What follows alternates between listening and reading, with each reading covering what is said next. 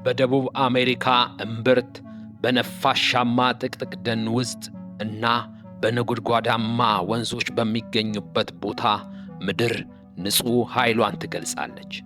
በቦታው ጭጋጋማ እንፋሎትና የፀሐይ ብርሃን የሚገናኙበት የገነት መጋረጃ የሚመስል የውሃ ፏፏቴ የሚታይበት ነው። ይህ ኢጓዙ ፏፏቴ ነው፣ አንደኛው የዓለማችን አስደናቂ የተፈጥሮ ተአምር።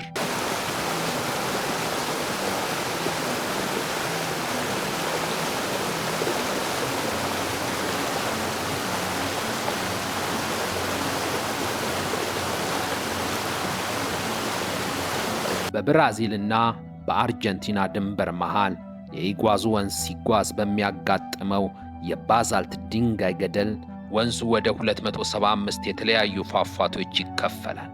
ይህም ቦታ ከ2.7 ኪሎ ሜትር በላይ ይሰፋል። አንድ ላይም ትንፋሽን ቀጥ የሚያደርግ ከቪክቶሪያ ፏፏቴዎች በላይ የሰፋ ከኒያግራ ፏፏቴ በላይ የረዘመ ተፈጥሯዊ እይታዎችን ይፈጥራሉ።